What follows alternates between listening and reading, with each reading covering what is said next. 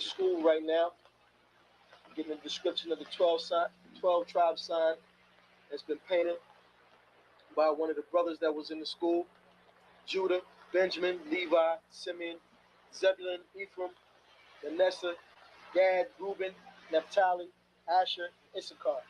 Those are the 12 tribes of Israel.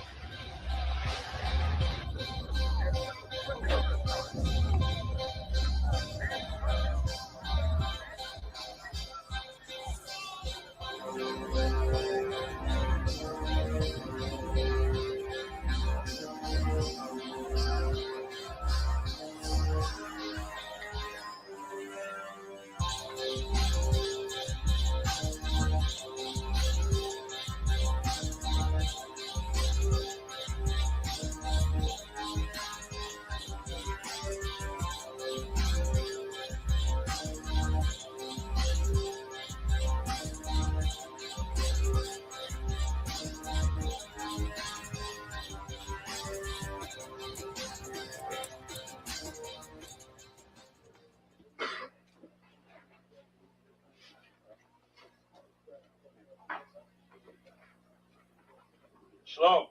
Shalom. Been waiting for this day, so this day has finally come. A lot of you've been wondering where this knowledge that you've been hearing is coming from, and the powerful truth that you've been hearing, how this was established.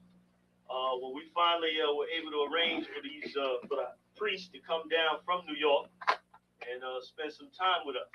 And I'd like to introduce them if I can. These are some great brothers. We're very glad to have them with us. We want to make them feel as warm as possible, because this is their work and the extension of their work and what they've laid down some time ago. I'd like to introduce, first of all, priest and Sixth Shield General, fourth in command in the nation of Israel, Lahab. I'd like to salute this brother, Macho. Barak.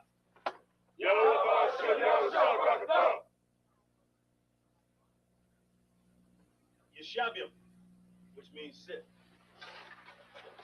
And I'm going to turn it over now to Priest General Lahab. What, brother? I'd like to say this, starting off, we're very impressed at your school here, and we're very impressed to see that the brothers and sisters in Philadelphia think enough of the Most High and the Bible and the truth and your nationality to be a part of this, because most of the brothers and sisters are running from the truth.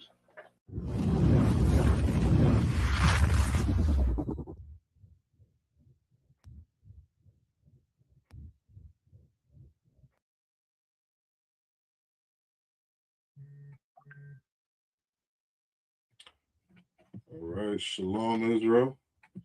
Yahweh Shem and Shabrak Salaki, we were having some technical difficulties.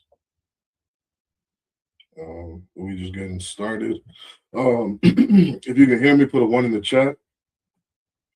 Just gonna test the sound really quick, make sure we're good to go.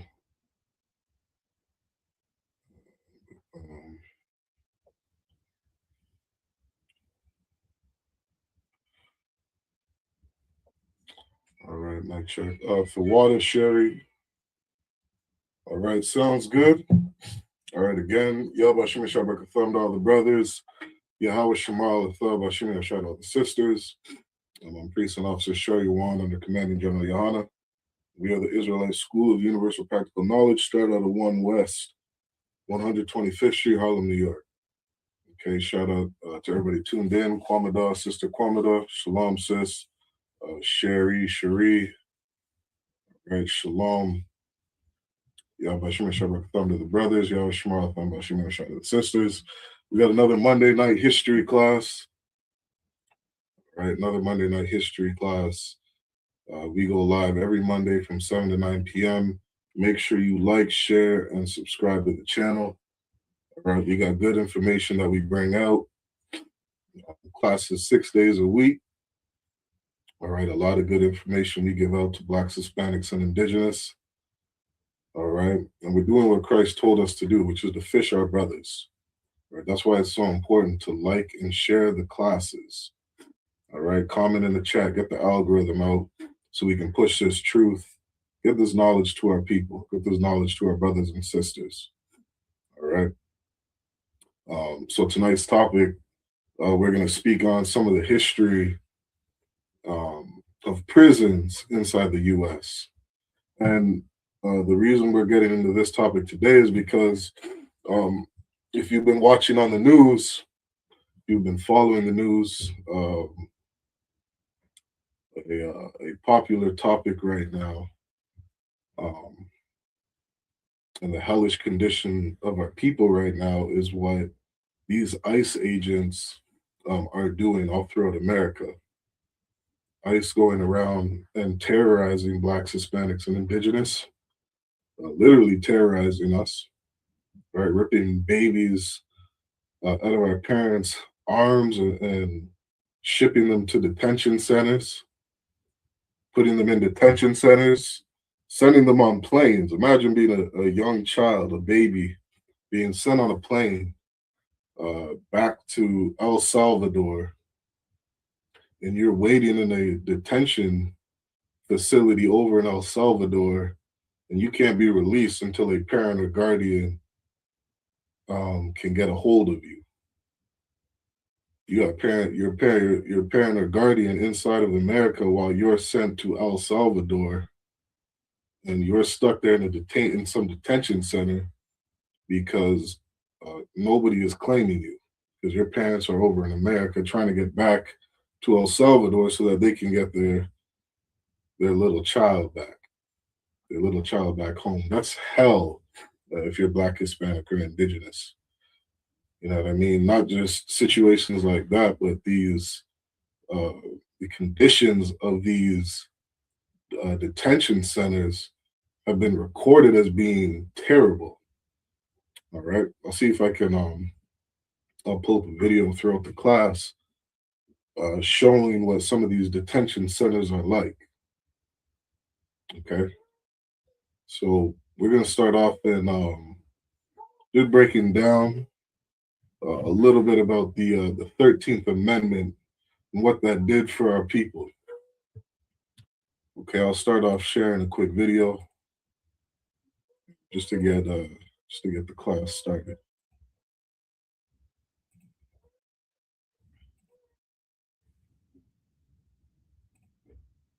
The Civil War had just ended. Over 4 million Black people, once enslaved, were finally told, "You are free." And in December of that year, the United States added new words to its Constitution. It was called the 13th Amendment, and it said, "Neither slavery nor involuntary servitude shall exist within the United States or any." So this is what the 13th Amendment said. This is back in 1865. I think it was December 6, 1865, where, you know, they proposed or they established this 13th Amendment, which quote unquote abolishes slavery. Okay. And what was slavery for Blacks, Hispanics, and Indigenous? One of the main ideologies behind slavery was free labor. Free labor, and that's something that this world has never really seen to such a mass extent historically. Okay, historically, there was always something called indentured servants, where you would work for a term. You know what I mean? You might work for 10 years, 20 years, 30 years, where you would be paying off a debt, or, you know what I mean, or working in order to get, you know, housing or something like that. That's what indentured servants were, which is another word for just work, which is what a lot of people do today. You go to a slavery and you get a paycheck, you get a wage. That historically is what an indentured servant was. You receive something for your labor. Okay, but what did America do? These disgusting Europeans, these oppressors, what they did was they put something that the world has damn near never seen before, where your children and your children's were considered property of that slave owner. So you didn't just work 30 years and then receive a home or some land. You worked 60 years, 70 years. You know what I mean? You have on record working so hard where the muscles were tearing from the limbs of your body because of, you know, such harsh exertion. And you worked all these years for free, and then you go and have kids. Your kids are now property of that slave owner. And then, you know, that child grows up and they have kids. Well, guess what? Your children are also now property of that slave owner. Such a disgusting system that America created, that these Europeans came over to North and South Central America and created and established, and did it with such abuse. You know what I mean? You have it's on record of, you know, Europeans taking gunpowder in the Caribbean islands, putting gunpowder up somebody's rectum and literally exploding a slave. You understand? These were the types of severe abuse and conditions that they put on us for any type of disobedience. You understand? And so we went on and served out this, you know, long hundreds of years free labor. And after all this is said and done, by 1865, they go and write this 13th Amendment. All right. We'll back up a little bit. It was called the 13th Amendment, and it said, neither slavery nor involuntary servitude shall exist within the United States. So this 13th Amendment says we are no longer going to allow the use of free labor. Okay, this is the year where slavery was quote unquote abolished. Or any place subject to their jurisdiction, except as a punishment for crime. Except as a punishment of crime. So there was a clause, you know what I mean? There was a but, there was a what if. We're going to get rid of free labor unless you are a criminal. That's very important to understand, because the number of Blacks, Hispanics, and Indigenous that, you know, currently occupy the prison system inside of America, the prison systems inside of Canada, the prison systems in UK, is astronomical. You'll see time and time again where the majority of the prison population are Black, Hispanics, and Indigenous. This is something me and Ahabawan were speaking on last week, where you have, I think it's 60%, might be like 54% or 60% of the entire Canadian women's correctional institutions are made up of Indigenous women. Yet, Indigenous women only make up like 4% of the entire country of Canada. That prison was built for Indigenous women. Prisons are built for Blacks, Hispanics, and Indigenous. We see it time and time again, the amount of carding and over-policing that they do in our communities. The amount of convictions that, you know, that we, you know, we fight and turn out and find out we're not the actual criminals. We didn't actually commit a crime. But yet and still we'll sit in a prison for a year, 2 years, 4 years, waiting to see a judge. There was the story of a brother who's been waiting in a prison for 4 years.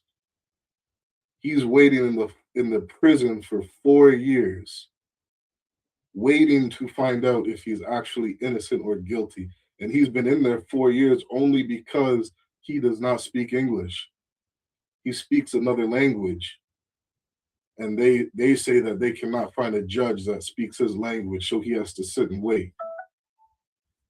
these are the kinds of conditions that we're in, the kind of conditions that we're put in. Okay, so this 13th Amendment said that, you understand that this free labor would be abolished unless it be for punishment of a crime.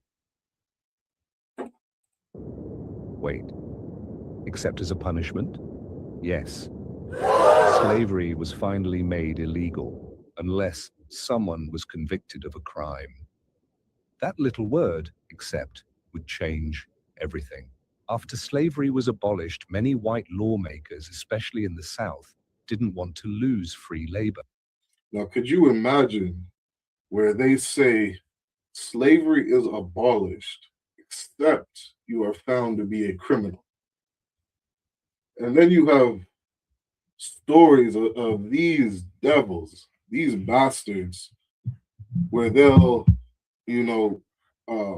send a truck inside of a ghetto full of goods, clothing, shoes, you know what I mean, just basic necessities to life, and just leave the vehicle open. And what would they do? They would sit and wait to see if, people who have just been in slavery for 250 years, or people who are at the bottom of society, if they'll go and take some clothes so that they can live. And we would go and do that in some cases. You understand? I'm not saying it's right, but it's extremely understandable. It's like putting meat in front of a dog. All right, give me 1 sec. We're just trying to get a hobble on inside of the class.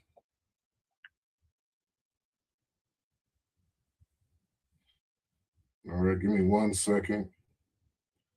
We got Officer 500, a hobble on, trying to get in the class.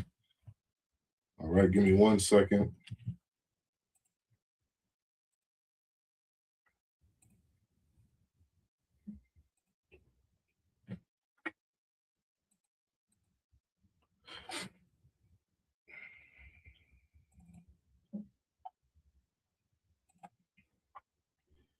All right, bear with me, y'all. We just trying to get a hobble on in the class.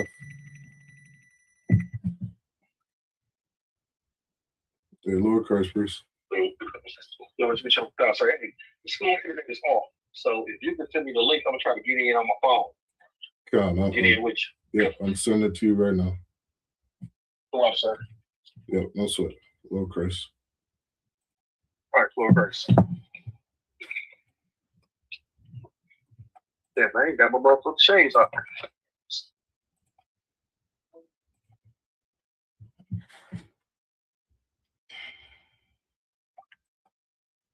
All right, bear with me 1 second, y'all. What I'll do is I'll jump back on the video. We could just watch that video. In December of that year, the United States added new words to its constitution. It was called the 13th Amendment, and it said, "Neither slavery nor involuntary servitude shall exist within the United States or any place subject to their jurisdiction, except as a punishment for crime." Wait, except as a punishment? Yes. Slavery was finally made illegal unless someone was convicted of a crime. Right. So I was saying, slavery was made illegal unless, somebody had committed a crime. And I was giving an example of where they would put trucks in our neighborhoods. You understand? Fill it with clothing and, different goods and basic necessities to see if we would take it. And some of us going in the truck and taking goods, those police would come around and lock us up. They would catch us, lock us up. And what did that mean for us? It meant we were going back into slavery. Why? Because you are now considered a criminal. All right, what's going on, Ahabuan? I had a little technical difficulties, so we had to come up another way to do this. God, no sweat. We're good. We just going over the you know, the basic idea of the 13th Amendment. Right? So, you know, again, we had gone working, you know, over 250 years of free labor. We go and commit a crime, and then they lock us up, and you are put back into slavery.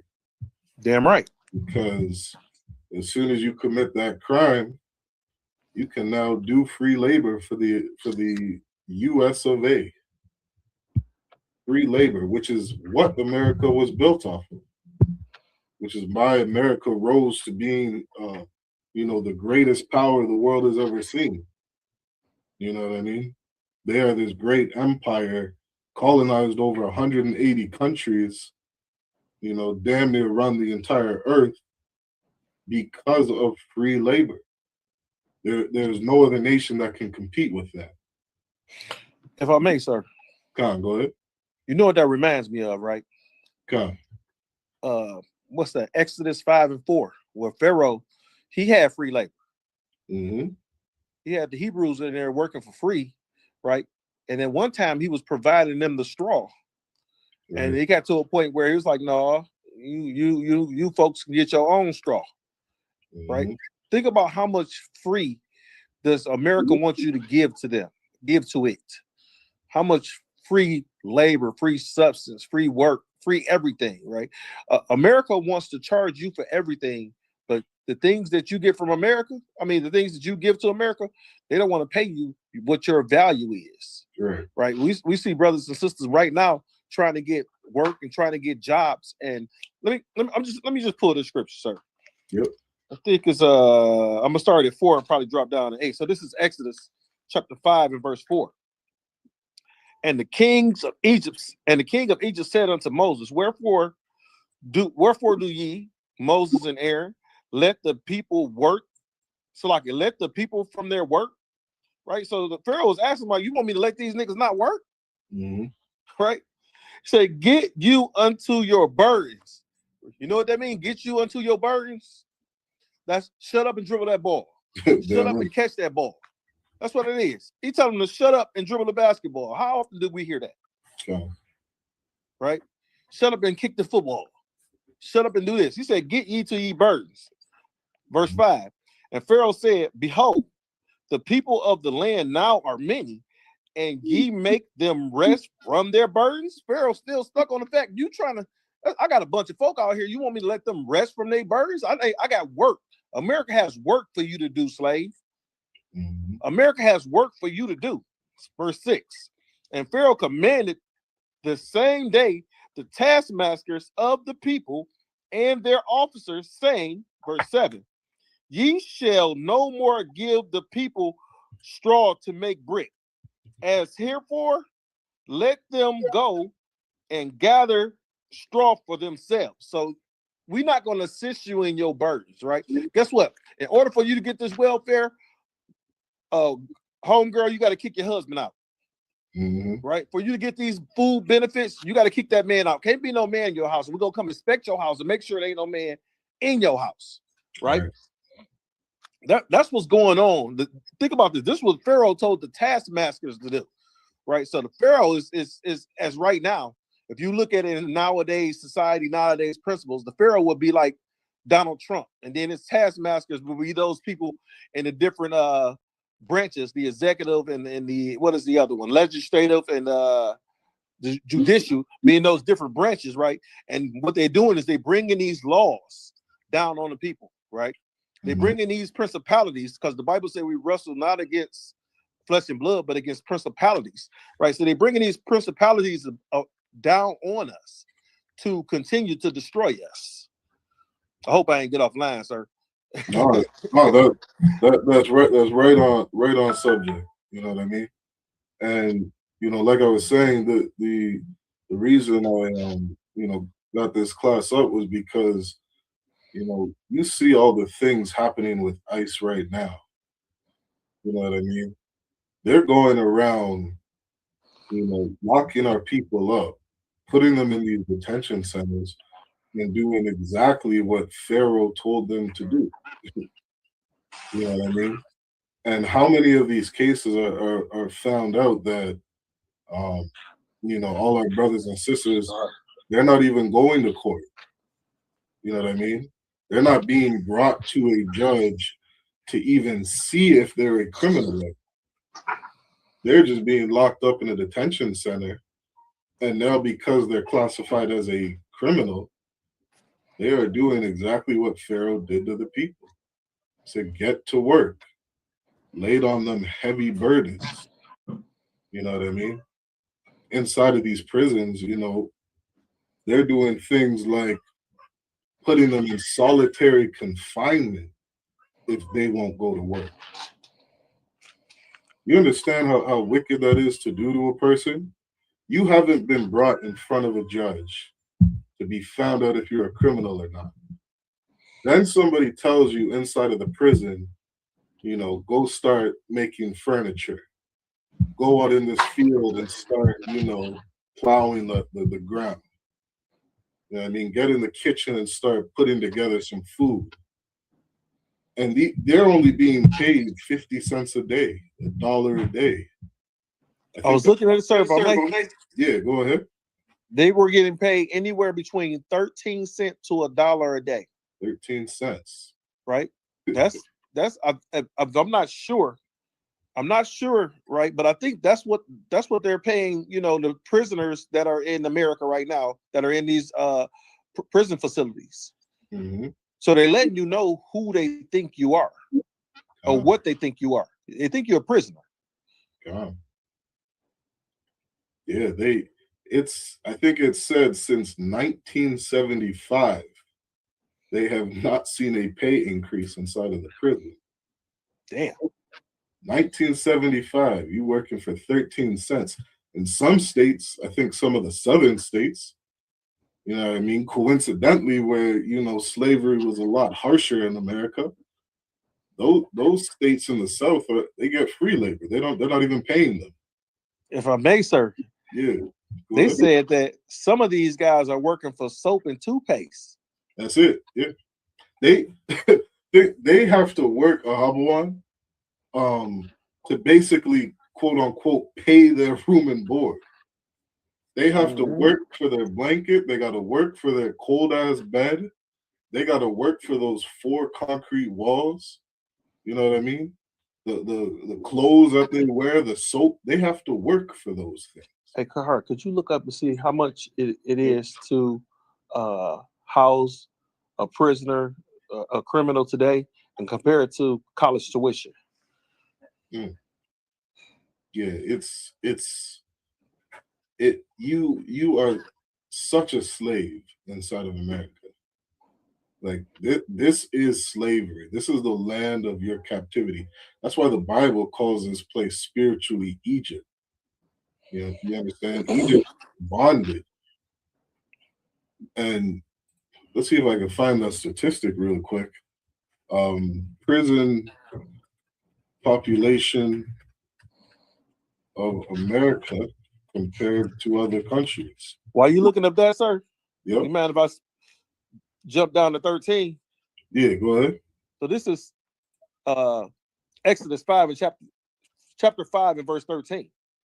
It says, and the taskmasters hasted them, saying, fulfill your works, your daily tasks, as when there was straw. Now, like I was saying earlier, Pharaoh provided straw, but then he stopped providing straw. So they had to go ahead and make their own straw to get the straw to work with the brick. Right now, they have to fulfill their task in building as is they already had straw, which they have to go out and get. Right. So what the taskmasters is just lumping more and more burdens on you. And the reason why I bring that up is because think about what's going on today, where you get people trying to get government assistance. Right. Before it was okay, if you got this, or if you got this ailment, if you got this need, or if you can't find a job, or we'll give you government assistance. Now they're saying you have to find a job if you're able to work. And if you're not able to work, think about this. Now you got to volunteer someplace for a certain amount of time a week and prove to them that you're looking for a job. So just like Pharaoh did back then, he added task upon task That's the same thing that's going on right now in today's times. Yeah, I don't know why. Usually when I look this up, I get the number real quick. But for some reason, they're taking me to some weird different graphs. But what I do know, like I remember the last one I looked at it, it's like America has like more than 100 million more inmates than the next closest country. It was saying The America has number's 80% of the prison population. I think you brought that up last week. That's good enough. You know what I mean, I don't need to look that up. America has 80% of the world's prison population. Yes, sir. And not only the world's prison population, but what a lot of people don't know is America also has government contracts with different countries like the UK. They have contracts with, the newest one, El Salvador, where they send their inmates over to these countries, to once again perform free labor. I think Donald Trump was paying $20,000 per ICE detainee to get shipped over to El Salvador. Man. You understand? Like we have, like the U.S. has contracts with, people all over the world. So I wouldn't be surprised if that 80% is even higher. So if I may, sir, go ahead. We understood that, during slavery, slaves were sold anywhere from, $300, $400, $500 to, depending on what type of slave, what value of slave, up to close to $10,000. I wonder what that payment range with the inflation and money. I wonder what that looks like today. Right. So remember when we did the story on the fancy girls, right? Now the fancy girls was going for close to $5,000 to $10,000 then, right? Which was $90,000 to $100,000 now. Right. So you'll say $10,000 is $100,000. That means $300 would be close to $30,000. Right. So these slaves is going from it looked like from $30,000 to $100,000 now. How many of our people make $100,000 a year? You see what I'm saying? So you couldn't even buy, one of your family members from slavery with the money that you make today. Right. I'm gonna pull up an article, just explaining some of the things, that these prisons are doing, how they're actually profiting, or actually how they're actually making money. All right, I just had to pull it up on my computer because I have this all on my phone. Bear with me 1 second. Let's see if we got some comments. Who we got some comments from? We got Ann Smiles says Shalom family Detroit camp checking in. We got Masaga Bar out of Sag Nasty. Shalom Lord Christ. Yabashim Yashab Brakatah to the brothers. Yahweh Shamar Latah by Hashem. Yahweh Shah to the sisters. We got Maria. Look at her. She says Shalom Yahweh. Look at her saying the greeting correctly. She getting good at it too, sir. She's been training. Most High Christ. She's been training. Was that Ann you said? No, I said Maria. Oh, Maria. Most High Christ says Yahweh Shamar Latah by Hashem Yahweh. Yahweh Shamar Latah by Hashem Yahweh. Yep. So that's all we got for comments. Car, you got something? You want to jump in on it? Or you want me to read?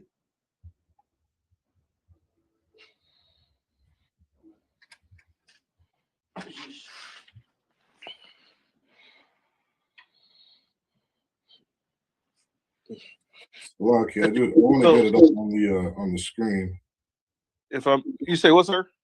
I want to get these articles up on the screen if I can. Well, while you doing that, I want to look at this this called article is called "Education versus Incarceration" by Hiram College, right? And I'm just jumping down to see some of the numbers in it, sir. And it says right here, it says among the world democracies with 614 individuals incarcerated for every 100,000 in its populations. Can you say that again? So 614 individuals are incarcerated for every 100,000 of its population. Let me go back up. It said at one point, the United States led the world as a reform in jails and prisons, and the development of incarceration was a move away from punishment like mutilation, beating, and public humiliations. Most recently, though, the U.S. leads in a more dubious category, incarceration per capita among the world democracies, with 614 individuals incarcerated for every 100,000 in the population. As the graph below produced from the Prison Policies Initiative shows, despite having less than 5% of the world's population, the U.S. has nearly 25% of the world's incarcerated individuals. So I was incorrect when I said 80%. It says this has not always been the case. As the second graphic demonstrates, the prison population in the U.S. stayed relatively steady from the mid 1920s until around 1970, when it started on a long, sharp increase. Right? This was in part due to the increased crime rate starting in the 1960s, but defies such a simple explanation as these were very considerable during early periods. It says, even when crime rates dropped, prison population kept rising. Think about it. How does the crime rate drop and the prison population rise? Somebody fudging the books. Somebody fudging the books. That means you're locking up people who didn't commit crimes. That's right. I see they gave a number for last year, 2025.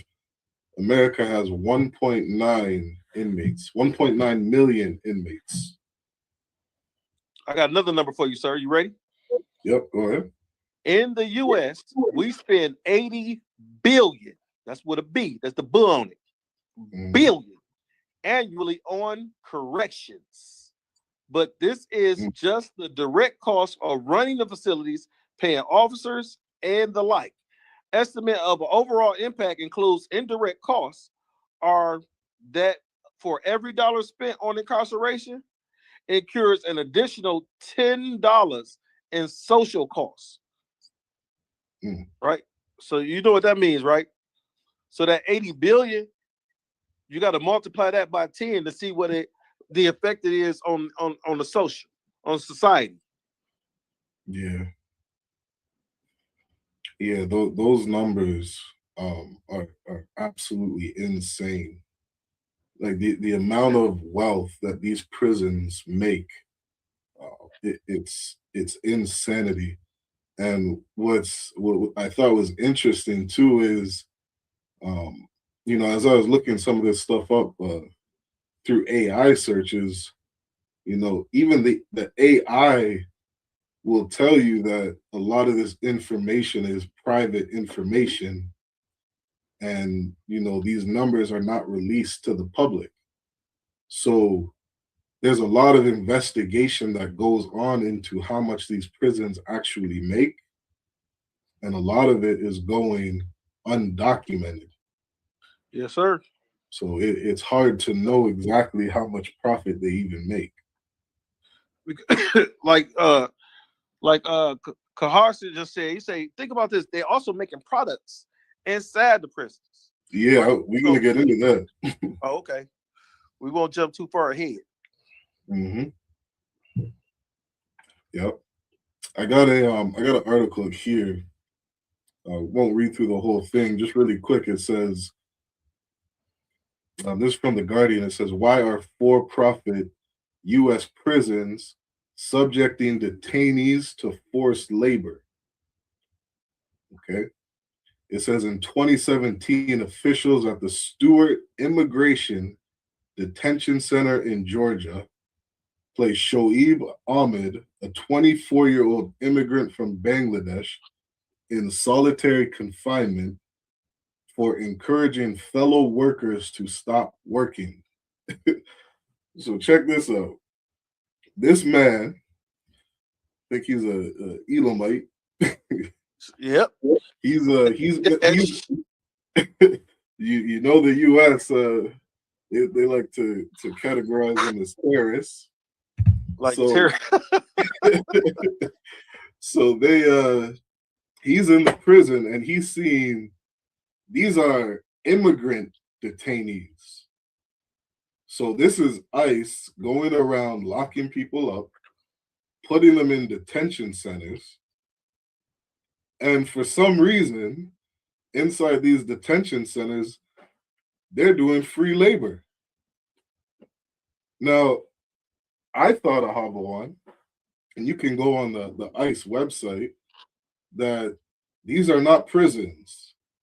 These are supposed to be detention centers, just a place to hold them while they're being processed, to find out what's going on with their immigration status. This isn't a place, that's supposed to be a prison. This is a place they're supposed to go to figure out what's going on with their immigration status, to look into if they've committed any crimes. Because if you're in a country and you're trying to get a visa or a citizenship, you might have a time period where you're not allowed to commit a crime. Because if you commit a crime that violates, the agreement that may give you citizenship. You know what I mean? Because you're showing the U.S. that you might not be a good citizen. You know what I mean? So they'll take away your ability to get a citizenship. They'll send you back to the country because you're violating your parole or whatever you want to call that.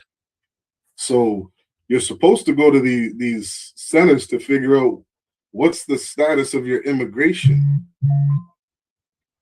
But we know when we see all these ICE videos, all the abuse that they're doing to these people. We're seeing the, guns being held to their heads. We're seeing them being, beaten down and thrown in the back of cars without even knowing if they're a criminal yet.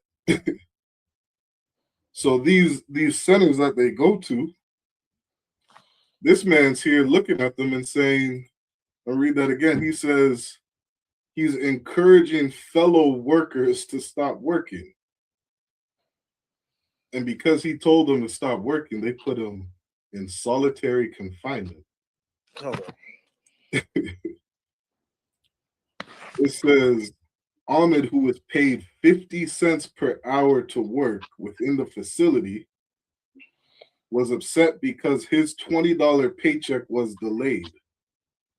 You already know how folk gonna act when that check don't come right. Man, I've acted, wild over, a full week's paycheck. That was a lot more than $20, boy. I understand that, but you ain't making 50 cents an hour. Look, when you making, 30, 40, $50 an hour and the check don't come in, you sit back like, come on, what's going on with the check? What happened to the direct deposit? You got some sensibility about yourself. But when you making 50 cents an hour and your check don't come in, you got to check everybody that knows. You can't, for real. The less money you make, the more you gonna spaz out. Yeah. Yep. I remember when I was working for KFC, right? It wasn't called KFC then, it was called Kentucky Fried Chicken. That's before they took all the letters out the wording. And I was making $4 an hour. And my check wasn't there at the end of the week. And this was supposed to be a fat check because I had worked like, think about it, I'm in high school. I had worked like 35 hours. I wasn't in school that week. So, I'm looking for that. Yep. I'm gonna tell you like this. The next week I started working for McDonald's.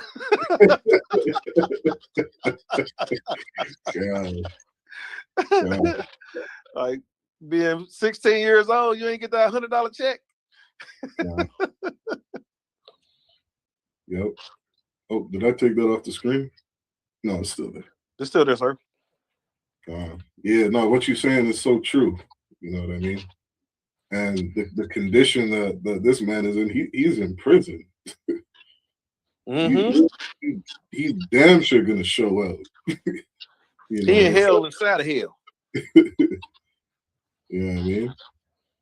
And so, he didn't get his paycheck, or it was delayed. Starts encouraging other immigrants to stop working. And they put him in solitary confinement. So he didn't really spaz out. He just told him, hey, you see what they did to me, they're going to do it to you. Right. So since they're going to do it, you might as well not work either. If they do this to one of us, you know what he was trying to do, right, sir? He was trying to unionize them. That's right. Right? And if he was to unionize them, now everybody has, think about it. The scriptures tell us to come together. Oh, nation is not desired. Right?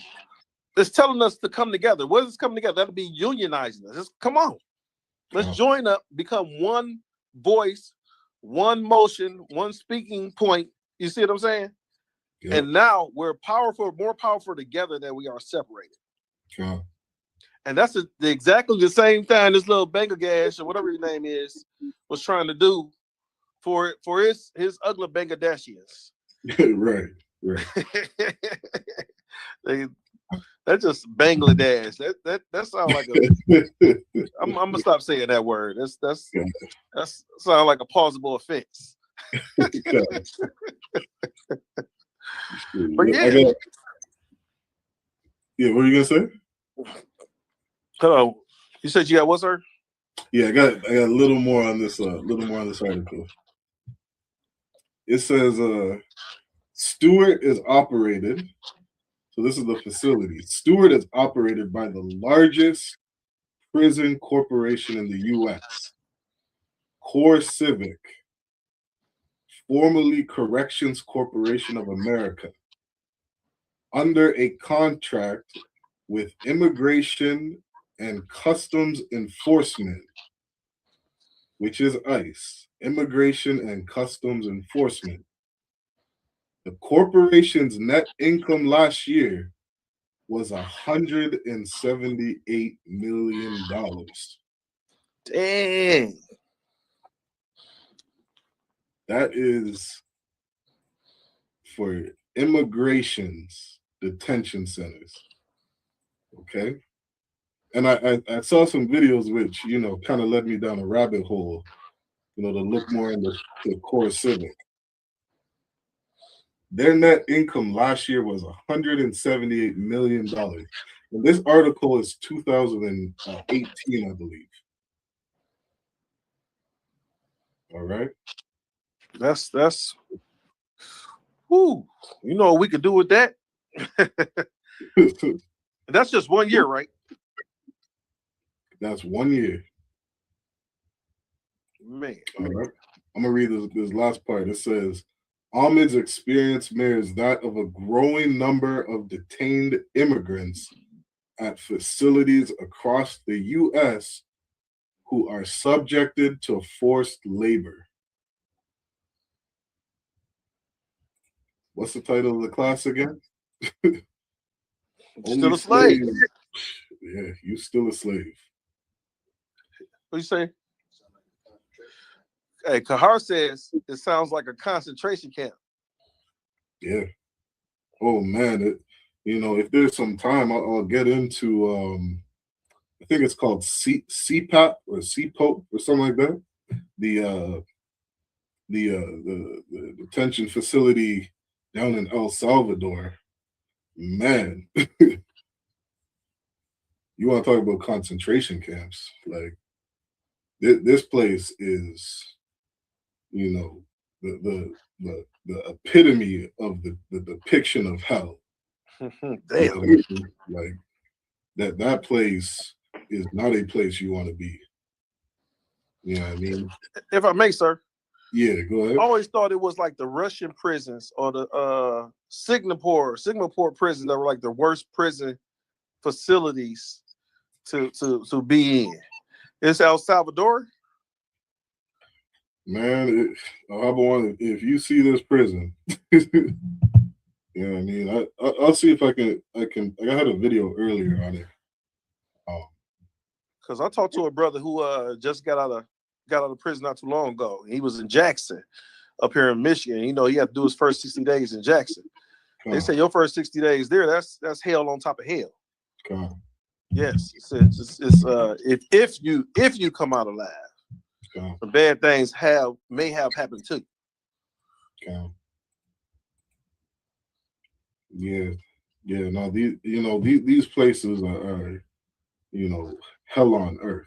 You know what I mean? There's so many different situations or conditions that we're put in. And remember, again, this is a place where you go to work for free. You know what I mean? I don't know if you saw the first part of the class where I was speaking on it too, where we have examples of our brothers going in prison for 4 years and they're waiting to see a judge. They're just on the wait list. You know what I mean? Isn't it one of those laws or constitutional laws where you're supposed to have a quick due process? You know what I'm talking about? The right to a speedy trial. Yeah, they ain't following that rule. I'll tell you that. You get on a list, let's say, there's examples of brothers who don't speak English. And because they don't speak English, they're put on a special waiting list to see a judge that understands their language. And so because you're on their list, you're sitting in there 2 years, 3 years, you know what I mean, on this special list to see a judge because, quote unquote, no judge can understand you. Wouldn't it be easier to just hire an interpreter? Or maybe that makes too much sense. That made too much sense, Avon. We got a question in the chat, sir. Come on, go ahead. You ready for it? It says, this is Ann Smiles. Ann Smiles says, what does it mean to be anointed with oil? She says, I had it done this last Shabbat. Khan. Yeah, shalom, sis. Yahweh Shemal, Thabah Shema Shah. That's a sister that comes in, to the Sabbath service classes. Sis, come in class on Tuesday, okay? Come into the scripture breakdown class. That is an excellent question for Kappadar. All right, he'll fully break that down to you, sis. Okay. All right, that's Tuesday. Be here tomorrow at 7 p.m. All right. It's a very good question. I wanted to save that for Kappadar. All right, sis. What else? I wanted to keep going. I got a video here.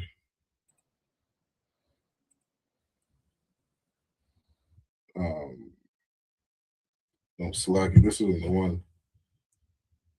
Again, I apologize to everybody. We had some technical difficulties setting up class, so I'm trying to transfer all these videos and articles to my computer. So just bear with me a second.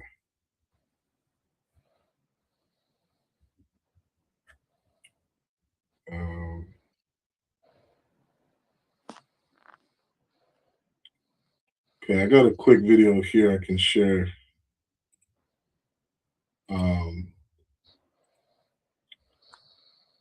So we can get into what a for-profit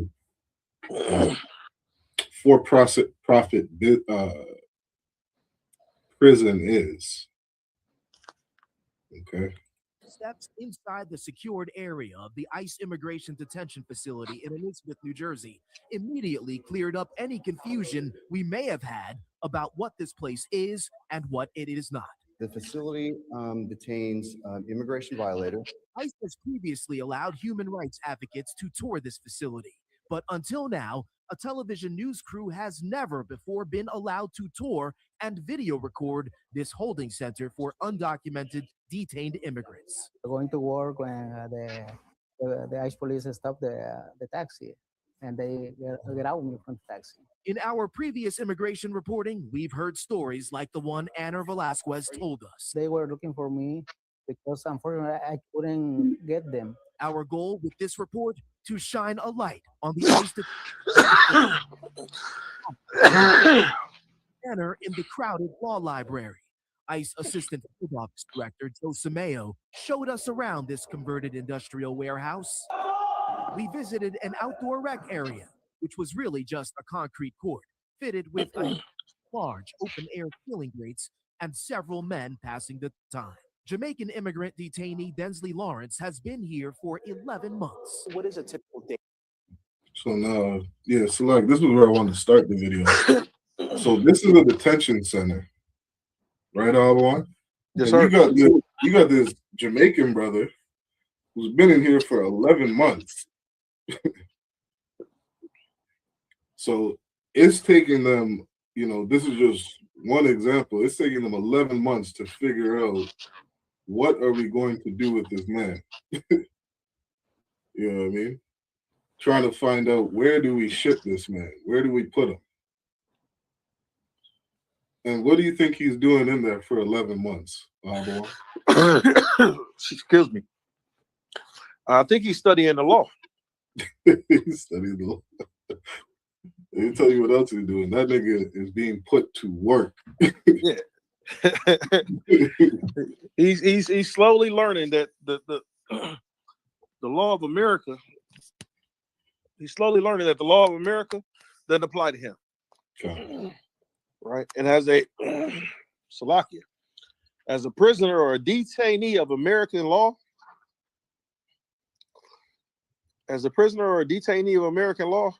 what you have to understand is that the rules don't apply to you.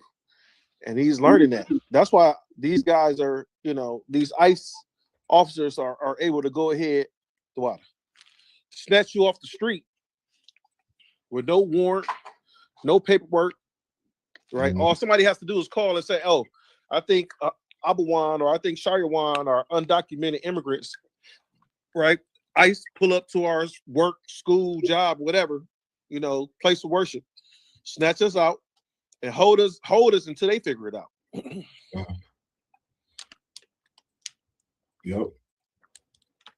Yeah, I mean, and so it's sad because, we go in here,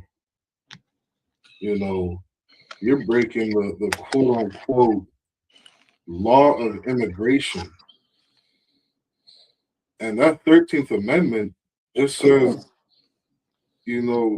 free labor is for those who are criminals. So imagine the scope or the range of things that you can do to be eligible for free labor. You understand? You commit any crime inside of America, they're adding in laws, every single day. Every year laws are changing. And, these laws are here to trap you. They are literal traps. The scriptures paraphrase and say, they laid traps for us. You understand? Because just like coming out of slavery, they go and put that truck full of clothes and shoes and pants inside the middle of the ghetto. They're going to wait and see how many people take it. Your brother coming to America because medication for your family. You just looking for something to get a better life. and you have all these different, loopholes or all these different, laws that you've never heard of that can get you indicted. You know what I mean? Like Abraham, you saying he in there learning the law. Like so much of our problem. Do you know how many laws there are? Yes, sir. You know what I mean? There's so many laws you've never heard of. You know what I mean? You'll get locked up because, you're peeing outside in a corner. They catch you for indecency because you didn't turn around at the second he said to turn around. You know what I mean? Now you locked up for disobeying an officer. You know what I mean? Yeah, and this qualifies you for free labor.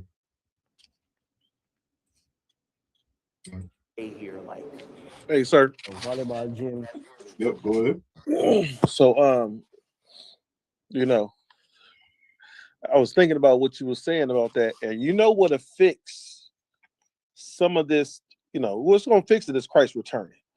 But it's a way you could fix, some of this stuff right here on earth, right? So if you go to the history of Susanna and the Apocrypha, and remember what happened to Susanna. You had two elders. They were trying to say that she tried to, commit adultery and all this kind of stuff. She said she didn't. They said she did. And basically she had to go to the courts. And then Daniel, being a prophet of the Most High God, came out and separated the two accusers and questioned them separately and got different accounts of what happened and what went on. Right? But right here in what's this, verse 61? Right? Let's go down to verse 62. Well, let's start at 61. It says, and they arose against the two elders, for Daniel had convicted them of false witness by their own mouth. Right? So if they had just shut up and not said nothing, right? Instead of just trying to make up, some a false story or a lie on this woman, nothing would have happened to them.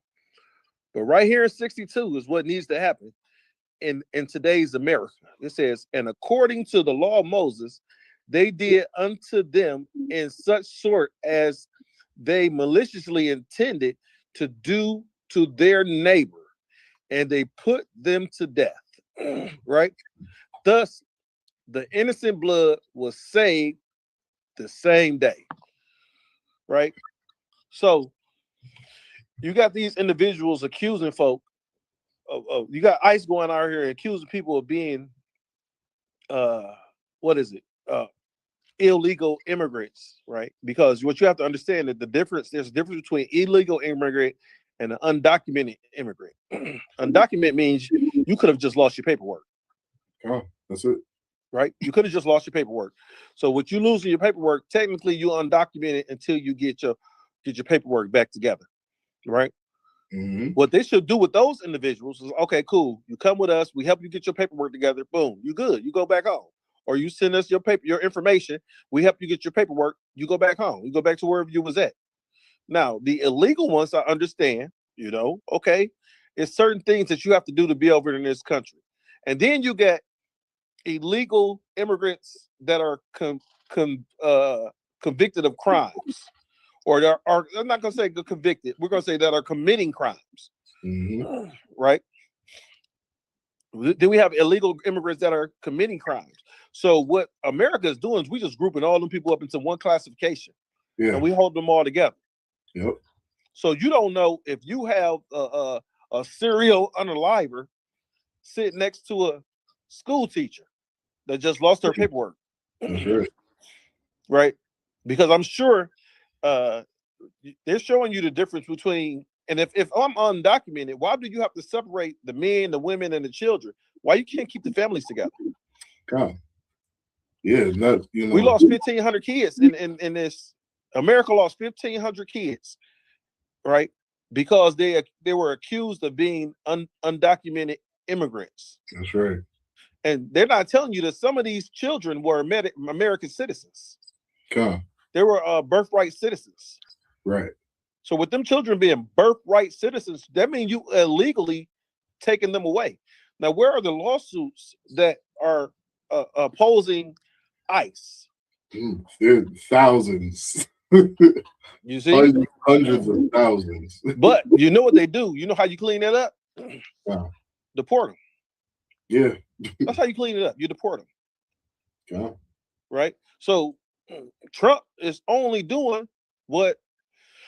Now, I seen a documentation the other day. It says that Trump has deported the least amount of individuals. And this, I don't know how true this is. This just said, this was an article I read the other day. Right? So with it being in the news, I can't say that it's true or false, but this is what I read. Trump deported less individuals than Obama, than Bush, than both Bush and Clinton. Right? They said Trump has deported only right around 5 million so-called illegal immigrants. They said that President Obama got rid of what is it, close to 12 million. And you know why that makes sense to me, the Hubble one? Because they call him, what was his nickname? Deported in, what they call him, deporting in chief or something like that.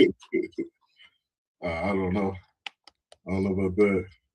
But what I do know is, knowing Donald Trump's greedy ass, I don't know why he'd want to deport them. You want to keep them here so they can work for free. Yes.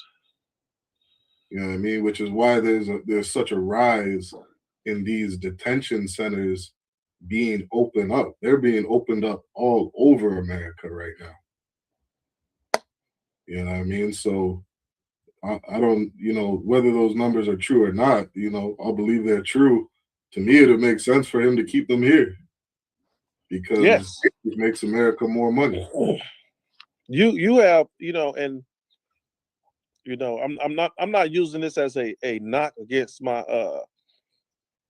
brothers and sisters, but you had individuals that were picking strawberries and grapes and fruit and vegetables, right, for a couple bucks a day. Mm-hmm. And the prices of fruit was cheap. Right? Why you think we get so many imports from China? Because China got such a low amount of labor costs. That's right. China's labor cost is so low that they can make those. Look at your iPad. Look at your television, made in China. Yep. Right. Everything. Look at your car parts, made in China. Right. So you get a. Let's say you get a part of your car that's made in China. By the time you get over here, it costs you $2,000-$3,000. Right? But the Chinese government made that for how much? Yep, cheap as hell. So I understand why Trump wants to would not want to deport, but to detain. That's right. Because it goes back to slavery. Yep, that's exactly it. You know what I mean? And the longer he can keep you inside of there, the more labor he can get. You know what I mean? Imagine running a business, Ahabawan, and you get, 1 month of free labor from somebody.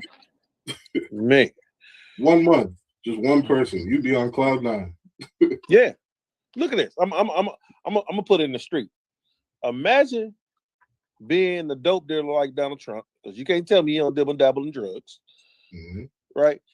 And all your workers bring you they all pros. They don't take nothing off the top, right? You don't got to pay them. They just doing it like the slavery on the strength of, right? Imagine how fast you're rise to the top. You get 3 months of some guys doing, a team up of some guys doing this. Mm-hmm. Right? Think about this. Out of all the cotton that was picked, these white folk paid black folk less than $1. They paid them nothing. All these millions of slaves together, they may have earned $1 picking cotton. Okay. Right? Imagine $1 split up by millions of people. And the reason why I put it like that, because think about this. The slave owners had to use some of that cotton so you could make your own clothes. Okay. Right? On the strawberry plantations and the apple plantations, you had to eat some of those apples so I could keep you alive. Okay. That's cents on a dollar. Mm-hmm. That's cents on a $100 bill. Cents on a $100 bill. You see that? Yep. I take that every day. Okay. I'll take that every single day. And according to this Bible, we gonna get it. Mm-hmm. In the book of Revelations, we are going to get it. Right? And guess what we get to do? Give them double upon double. Yeah, shoot. I'm gonna touch on that again a little later because that's such a heavy point. You know what I mean? When we speak on double, because as I was looking into this a little bit, you know what I mean. I went to school for business. Mm-hmm. And my business mind started running as I was, just kind of reading on what they were doing. And I'm like, damn, they have, man, how would I define it? They have like the perfect business scheme. You know what I mean? For lack of a better words. If I may, sir. Hold your point 1 second. Okay. And as they have this business scheme that I'm looking at in my mind, when you had said reward them double, I was like, oh, our kingdom is going to be something else. Mm-hmm. The streets gonna be paid in gold. Yeah, go ahead, preach. Right, and what you're saying is so heavy. If you look at the business side of it, right? Imagine if what's going on now in today's society. Ford and GM and Chrysler, they're paying out profit sharings, for their employees, for their hourly employees who've worked a certain amount of time last year, and it goes towards. It's a calculation that they do in order to pay them these profit share, right? Yeah. Imagine if the slaves would have got profit sharing off of just the cotton they picked, right? Because understand this, if you would have got profit sharing off of that, the labor's free, right? The labor's free, so you'll get something $10,000-$15,000 profit sharing back in those days, and imagine you could buy yourself you could buy your own freedom. Mm-hmm. You could have bought your own freedom, right? You look at profit sharing today, in today's time, you see these companies get ranging between right around, I think the lowest I seen was 8,000, the highest I seen was 15,000. Mm-hmm. Right? They're going to get all that money in just one check, right? Yeah. Hopefully they invest it correctly and do the correct things like pay tax. Make sure you send your money to Commander General Yohana. Make sure you send it in. Send that money in so we can move around and help and keep on getting this word out to our brothers and sisters. Right. So what you have to understand is that imagine if the slaves would have got one profit sharing check. Right. Imagine what they could have done. Because understand is that master is he gaining filthy lucre. Yeah. And let me give you one example, please. So this, right, we're gonna get through this a little bit. This is just speaking on the for-profit correctional facility called Core Civic. Okay. Mm-hmm. They have I gave you one report of $175 million a year. Okay. this money, is divided between hundreds of different shareholders. Yes, sir. And amongst these different shareholders, these funds go to different quote unquote nonprofit organizations.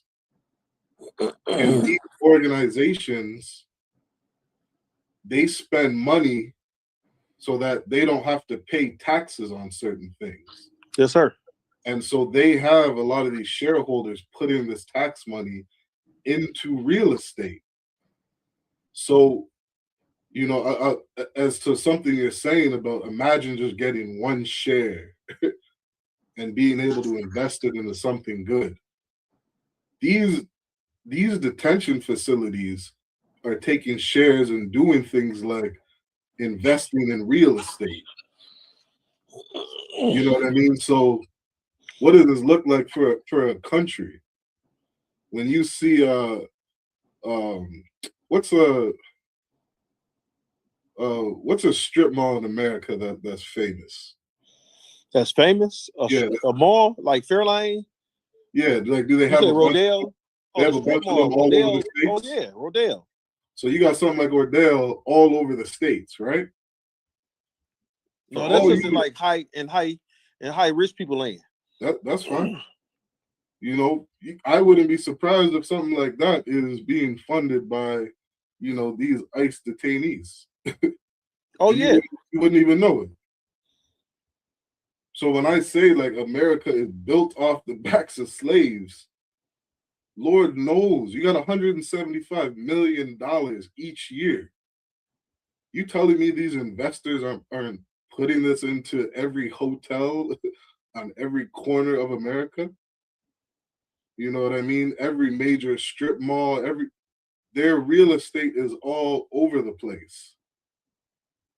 You know what I mean? Buying acres and acres of land to invest whatever they want in. With free labor, I'm buying swamp land and redeveloping it. Right? Yes. Because you're gonna get it for cheap, right? And all you gotta do is pump out the water and redevelop it. Okay. Once you put up some dams, some bayous, and some waterways to keep the water from pooling up, you got good land. Then you got rich soil, deep rich soil. Because it's been wet for so long. Okay. Yep. Like my uncle has some swamp land, like 100 acres of swamp land down in I want to say in Mississippi. So my mother's side of the family came from Duck Hill, Mississippi. So my uncle got acres of lands down there that was passed down to him through the family.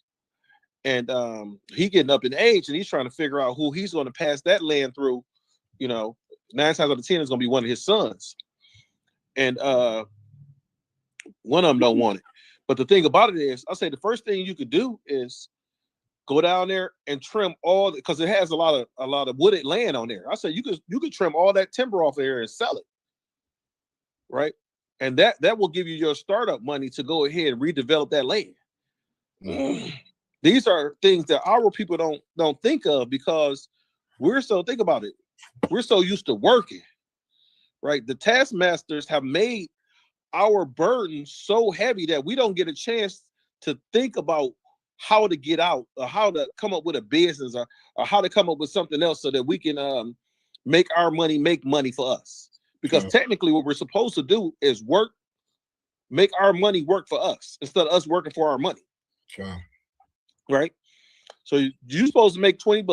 You're supposed to put your $20 into this investment, and then that investment pull out you $25, and you take your $25 and you put it back in this investment, right?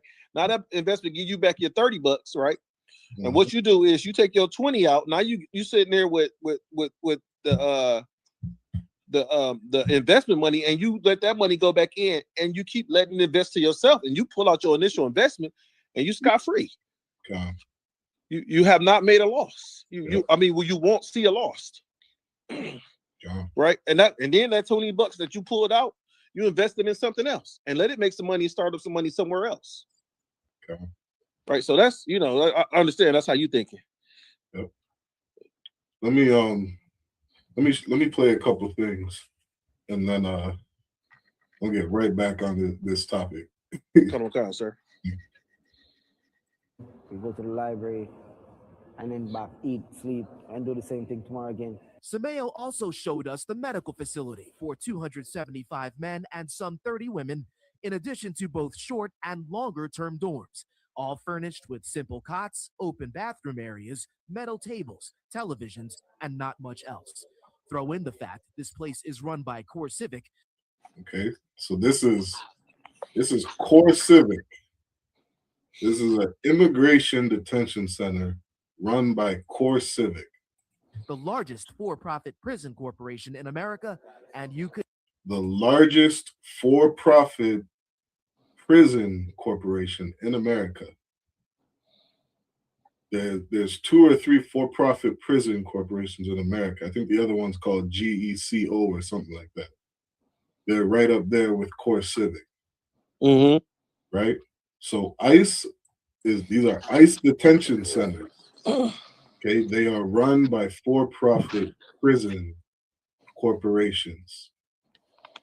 Okay, this is important to understand. Okay, I'm gonna play. Hey, sir. Yep. Go ahead. Sorry to interrupt you, but did you bring up the difference between for-profit prison systems and non-profit prison systems? I'll give a short breakdown of it. Please. Okay, so the difference, one of the main differences between for-profit prison corporations is that the government can sign a deal or a contract with a for-profit prison corporation. Another word for for-profit is a privately owned prison detention center. Okay, these are privately owned. And what they typically do is the government will have a contract with this place saying, okay, you have 2,000 beds, 2,000 dorms, how many showers, X, Y, and Z. We're going to sign a contract with you to where the government will pay this private prison to house detainees at cheaper rates, because the private owned company will do things like have a little less staff. You know what I mean? They'll have a little less staff so that now they can cut down on their overhead costs to run the facility. So basically the government can put quote unquote criminals in behind bars for a cheaper price. And how do the privately owned prisons, get their costs down? They'll do things like make your ass work in the kitchen for free. Damn right. Or for $1 a month. Yeah, that $1 a month, you'll be folding laundry inside the prison. You know what I mean? And that means that this privately owned prison now has more funds. So the government doesn't have to pay as much. This is a for-profit. Okay? That's basically the main difference. You know what I mean? Those are some of the things that the for-profit prison companies offer the government. And Core Civic is one of the largest. I think this video said they're the largest.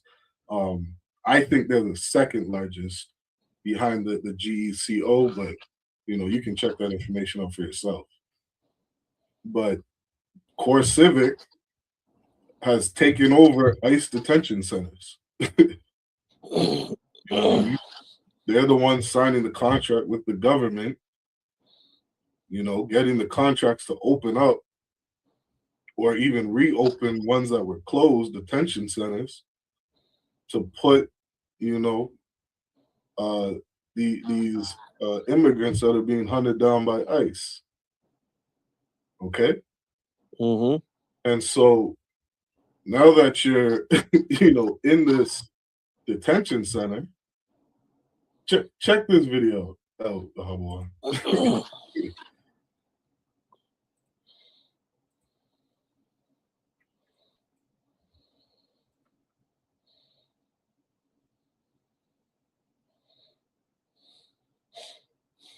I don't got volume on this one. Let me see if I get some volume.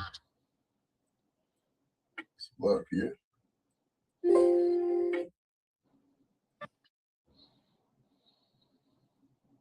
Carpentry is nationally certified.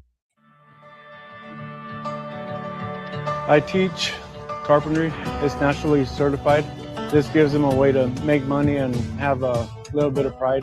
It's very rewarding. Everything you can do to benefit yourself while you're here is going to be good. When I leave here, I'll be leaving with 3 certifications. I just want to give myself a life. I think it's important to have all these programs because ultimately your end goal is to prepare these guys to get out.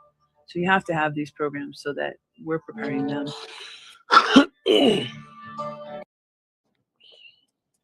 Your ass is going inside this detention center. And you gonna learn carpentry.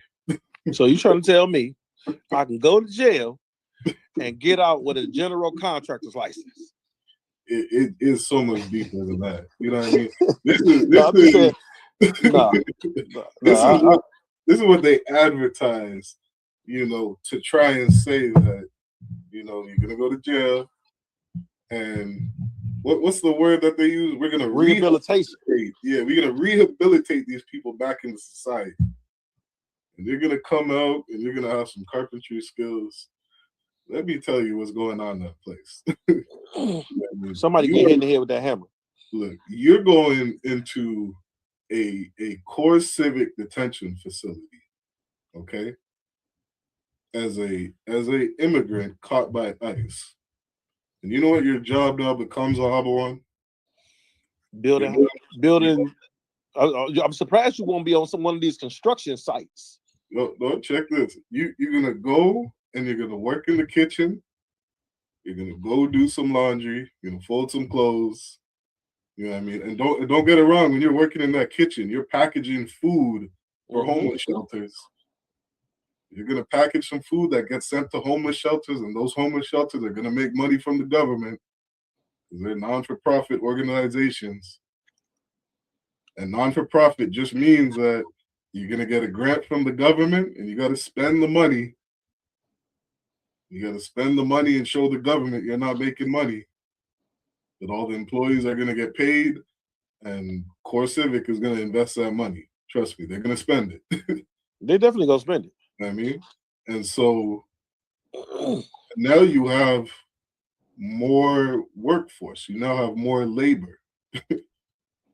Because somebody that was inside of there, they don't got to cook food anymore, Ahabawan.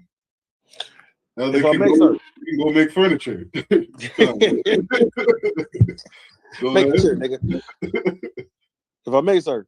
Yeah, go ahead.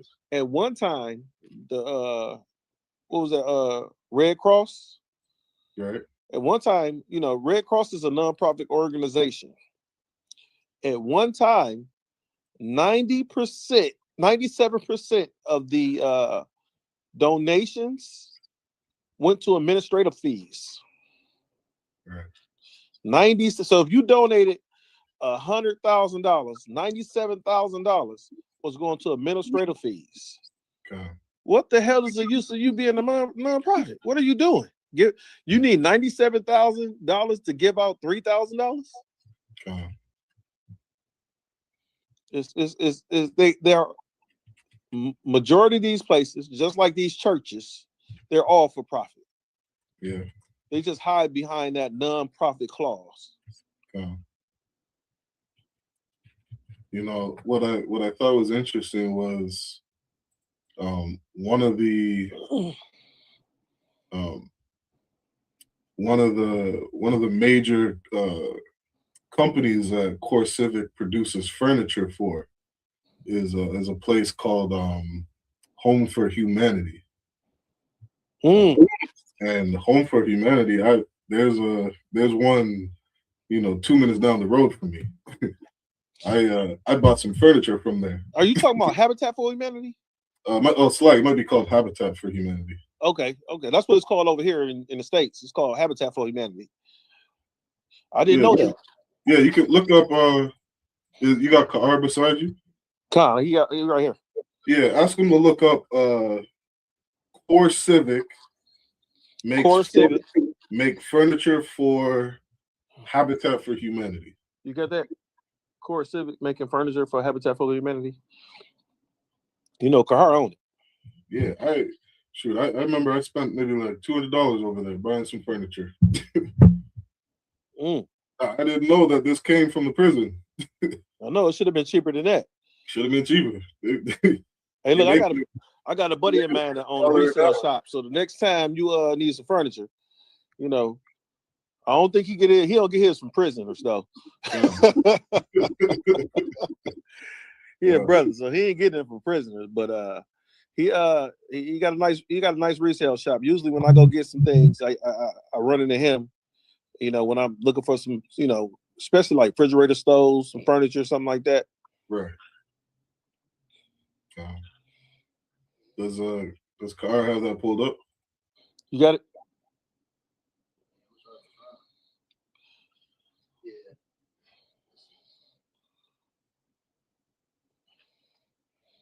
What you got there? If you can read aloud, let's see what he has on that. Okay. This says the world's largest private prison company. Look at that. The world's largest private prison company. You ever heard of a prison company? The world's largest. Largest private prison company is owned and operate prisons. It owns and operates prisons and jails, including immigration jails and community correction centers, and use forced prison labor. And uses forced prison labor. It also provides carcinogen technology, transportation, and other services as part of the criminal punishment system. As part of the what? Criminal punishment system. So you're an immigrant detained by ICE. You fall under this. Like there's so much protest going on in Minneapolis right now. You know what I mean? You know, ICE out there hunting down their own people. Yeah.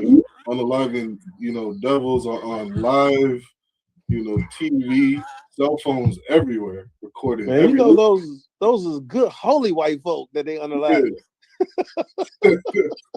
Yeah, those are mothers. Those are mothers. Those are mothers that ICE is unalive. Yes, those are nurses. Those are decent human beings. Meanwhile, and don't miss Black Watch tonight. You know what I mean? These ICE agents are being found out to be child predators. All different types of, you know, deviancies. You know, I wouldn't be surprised if Commander General Yohana brings that out tonight. You know what I mean? If he doesn't, of course, that man knows way more than I do. You know what I mean? But yeah, I'm right. Wouldn't be surprised if he brings some of that out tonight. You know, P. Diddy and R. Kelly in jail right now. Yeah. And they had baby oil and pee. I mean, isn't the dude saying that these immigrants are sexual? Well, I'm not sure what I can say to get shut down on YouTube. They SA, you know, abusing children, you know, women. You know, these are supposed to be the most foul people of society that we need to send back to their country. So if I may, sir, these doing worse. Go ahead. These detainees are complaining about being, you know, abused and SA, and nobody's looking into that. So if nobody's looking into it, you know what America does? It sweeps it up under the rug. It's undocumented. Right. So understand this is that as there were police officers here in Detroit, and these police officers were fondling women, you know, because you know a male police officer not supposed to pat down a woman or female. Right. So there were women getting pulled over for, you know, minor traffic violations, being pulled out the car and fondled. Right. But think about it. They work for the government. So every complaint just really was swept up under the rug for a long time.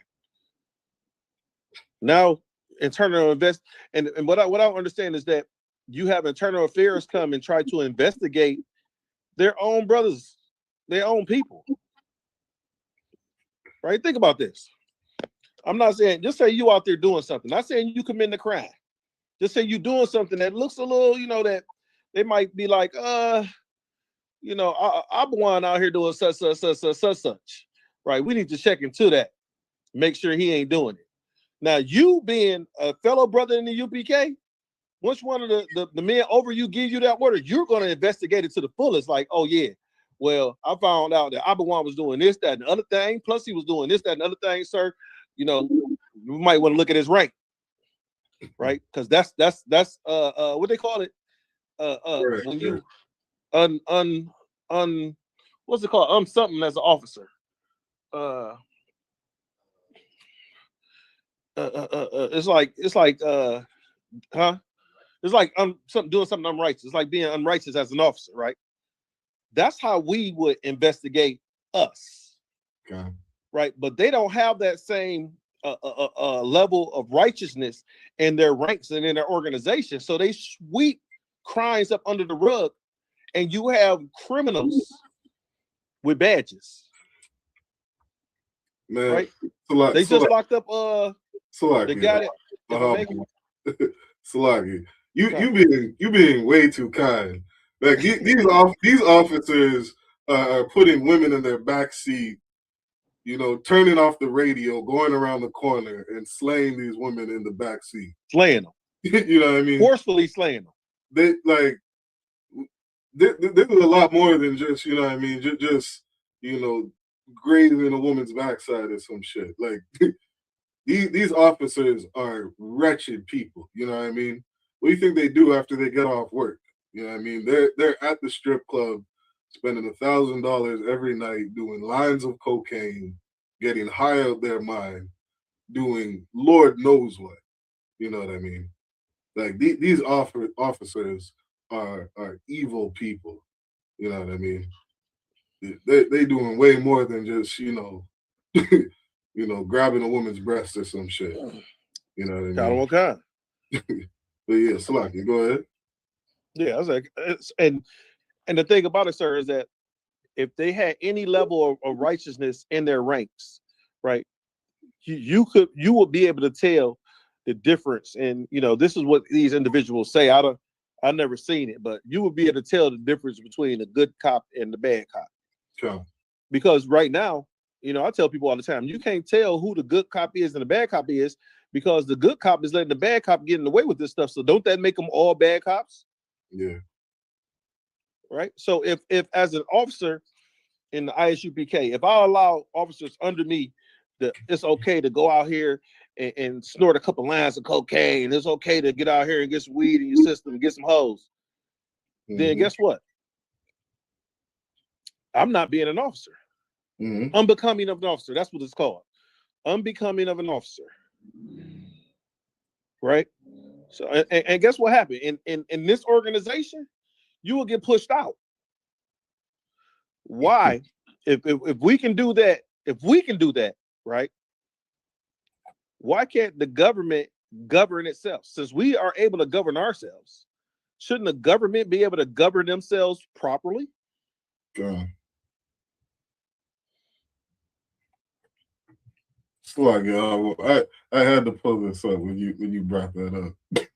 I know it's gonna be good too. I can't let these cops get away with this shit.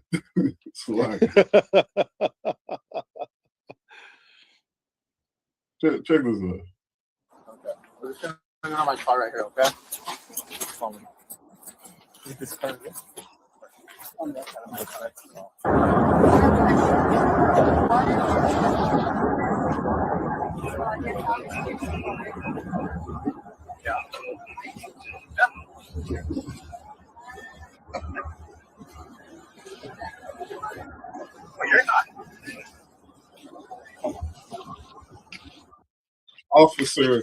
The officer reminded this woman that she has a boyfriend. Oh boy. Oh, he reminded her. He reminded her, you got a boyfriend, woman. Stop running your mouth. Oh, I can't hear you now.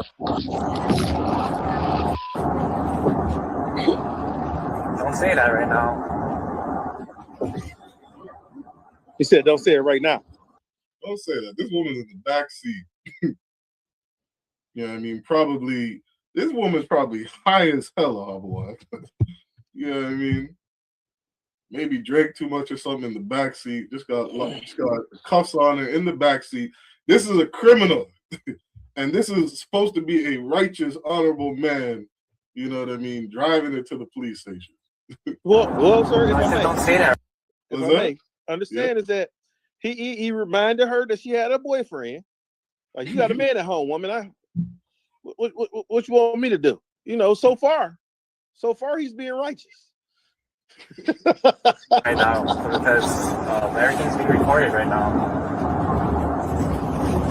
What's going on? He tells her everything is being recorded.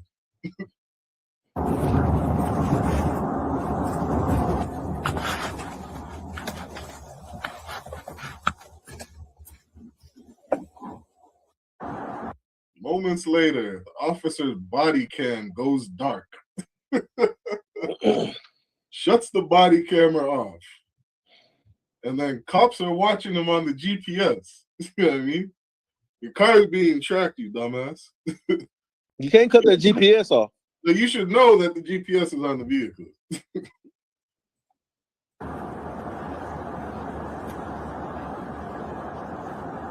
Slow down and turn into a residential area. I've done that before.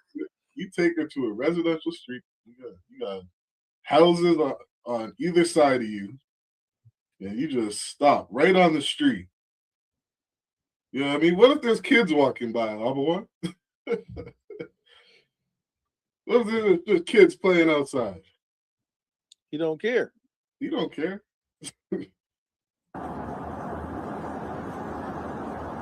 His name probably is Nathaniel here.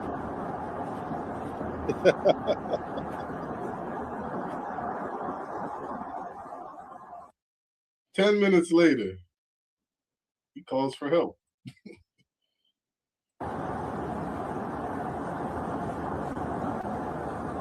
He calls and says he's locked in the back seat with a woman. Hold on. Wait. This righteous officer somehow was locked in the back seat. You ever been in the back seat of a police car, sir? There's not a lot of room back there.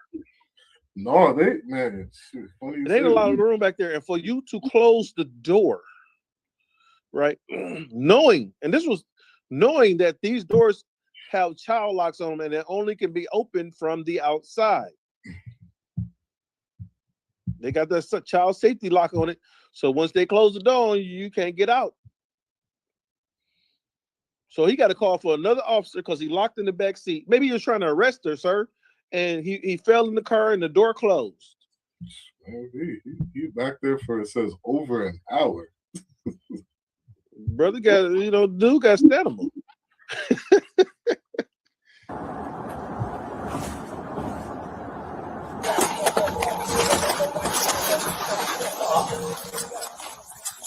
Now this guy body camera on.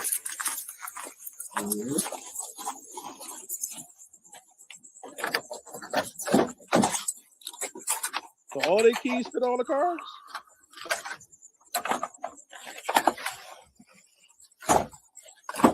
I said that the vehicle moving.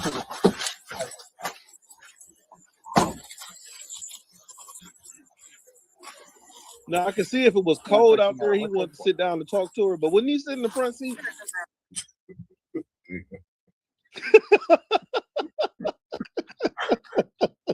Oh man. Well, I think you see how insane it sounds when you give. That's the point. I don't know if I got to play with. No, sorry. You see, you see how insane it sounds when you give some unrighteous pervert the benefit of the doubt. I like to call that horal. That's when you got the morals of a whore. It's horal. That's just word I made up. Dang.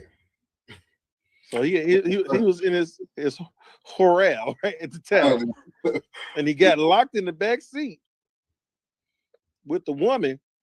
that he's supposed to be transporting to a detention center. So I got to ask you a question. He asked her to step out the car. Did he release her? Did they release her? Yeah. No, you watch that full thing. They bring him down to the police station, and then he gets questioned like, "What the fuck were you doing?" He just by the end of it, because he's such a dumbass, he just comes out and says, "Yeah." He comes out and say that he had. Yeah, he said what he did. You know what I mean? And then they walk off. That's the end of the video. So I wonder what she was charged with. No, but you know what I mean? You can only imagine again, what like the scriptures say, what comes to what's done in the dark will come to light. You know what I mean? To think that this is the only time that this officer did this. This is the only time he got caught. This is the only time he got caught. You know what I mean? And as you see that with so many police officers.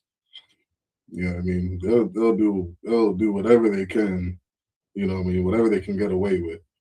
Because they're not honorable people. They're not people of integrity. You're gonna go and sleep with a girl who's handcuffed, pissed drunk. You're supposed to be sober-minded on the job. And if I may, sir? Yeah, go ahead. These are individuals doing these things with body cameras. ICE does not have. I haven't seen one ICE officer with a body camera. You notice that when they had shot that mother, when they had unalived that mother in the SUV. Okay, yep. When they unalived, what was her name? Renee Good. I don't want to remember that devil's name. So look, when they shot the devil mother, yeah. So when they unalived her, understand is that every video came from somebody filming from outside. Okay. You never seen one camera from the body camera. Okay. You should at least see the body camera from the officer who assumed that he was going to get hit by the devil. Okay. Yep. But you think about it. We can't have Subway sandwiches because they look like guns. We can't have cell phones because they look like guns. We can't walk to our father's house from the store with Skittles and iced tea because we always get away with this. That's what George Zimmerman said about Trayvon Martin. Right. We can't be 12 years old playing in the park, and that's what happened to Tamir Rice, 12 years old playing in the park, right? Yeah. We can't give the police our ID. That's what happened to Fernando Castile, right? We really, it's really nothing we can do in this world that is, our hell and their heaven. God. So imagine how much it's going to be when it becomes our heaven and their hell. Yeah, they got a lot to pay for. A lot to pay for. And I'm not letting them skip out with a cent. Yeah, I would be saying, Salakia Adawan, who's ever over me, if I may, I want quadruple. I want a lot more than double. I mean, well, I want double for all the family that I never met. You know what I mean? Yes, sir. It's too bad it's unlawful to have a pinky toe necklace. Sure. every black or Hispanic man that says, I don't want them to pay me back. We don't need reparations. I'll take yours. I'll take theirs. Yeah, I'll take theirs. I'll whoop their backs for you. No problem. Yeah, I mean, I wanted to read this really quick just to, not to go too far off topic. This is from Core Civic, Real Estate Investments Trust Structure. Ooh-wee. It says Core Civic invests its money into real estate, primarily through its Real Estate Investment Trust, REIT structure. as a REIT, CoreCivic focuses on owning, operating, and leasing correctional and detention facilities.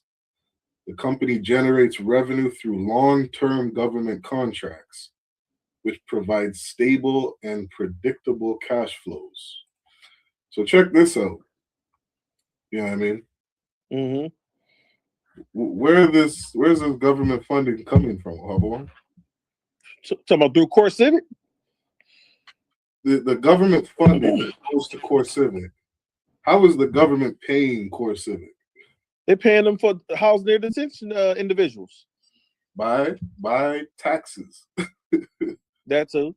You know what I mean? Your tax dollar. So you go to work, you give your money to the government, you give your money to Caesar. Caesar takes that money, gives it to CoreCivic, which means the government doesn't pay for the facility, you pay for the facility. Yes, sir. After you pay for the facility off your labor, CoreCivic takes it and invests it into real estate. You know what that sounds like? Money laundering. Man.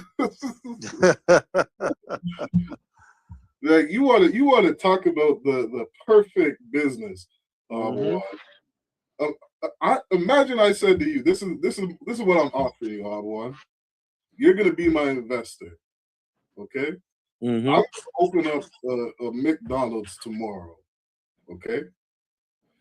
You're gonna pay for it. And then as you pay for it, all the employees I get, I'm gonna pay them 13 cents to $1 an hour. So I'm not paying for my own business. Somebody else is you're investing in it for me. And off your investment, I'm making $175 million a year.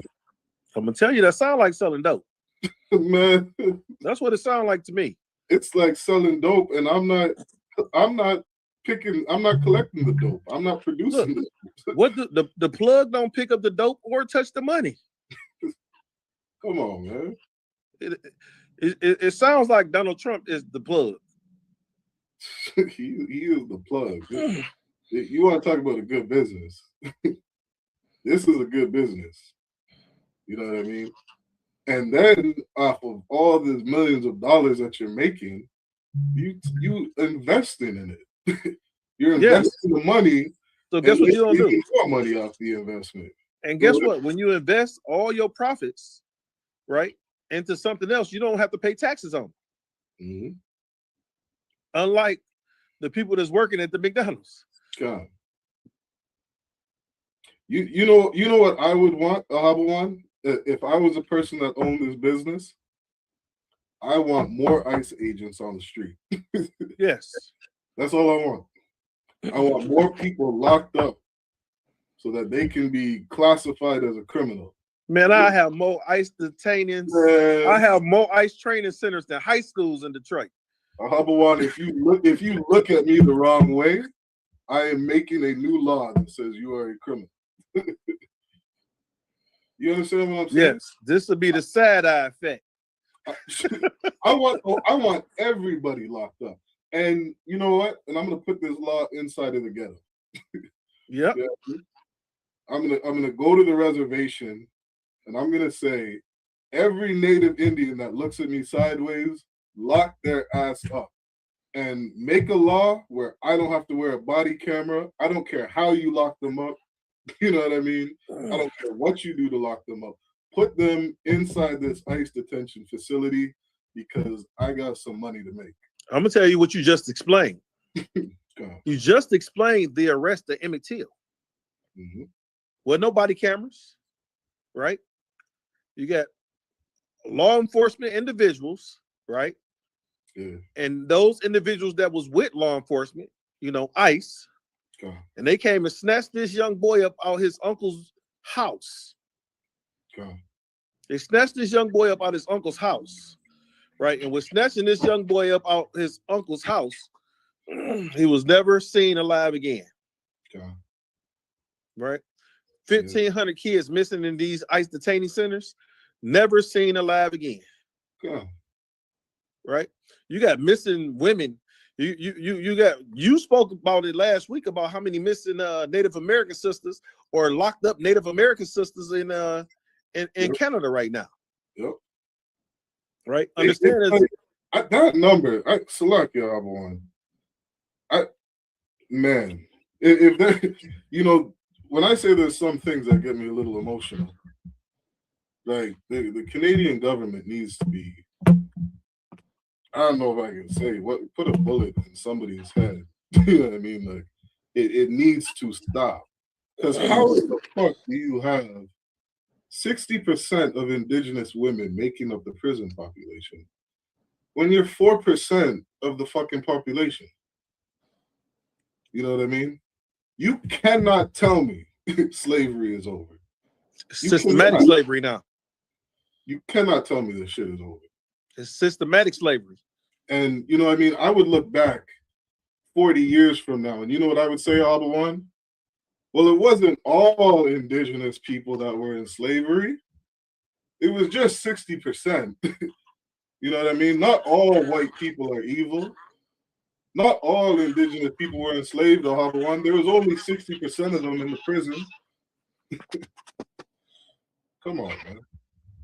We got Katab just checked in, sir. Hey, shalom, Alba One.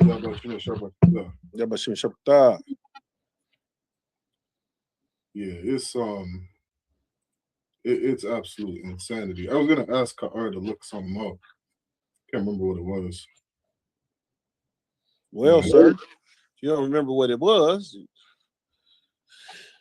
we're a little bit over the time, but if we got any more questions, I don't see any questions. Ann Smith said the devil mother.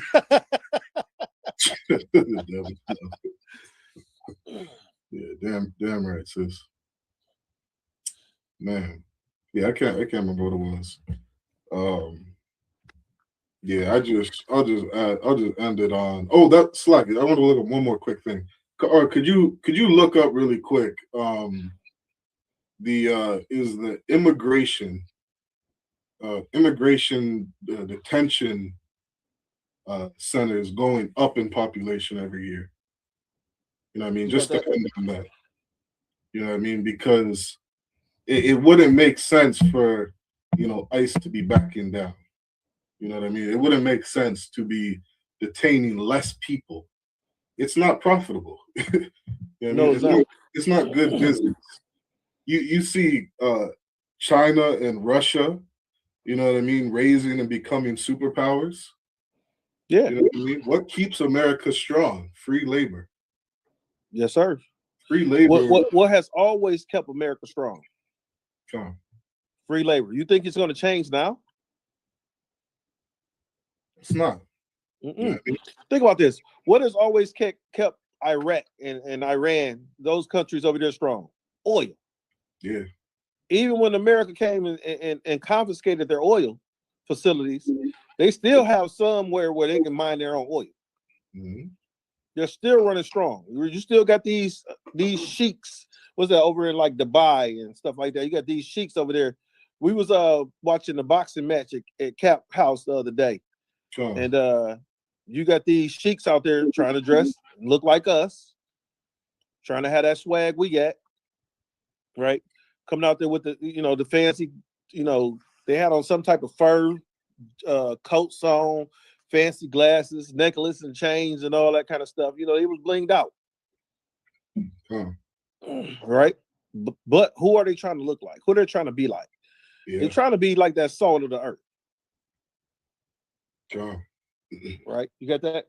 Yeah, and and it's funny too, because you got to think about it. It's not just anybody's free labor. You know what I mean?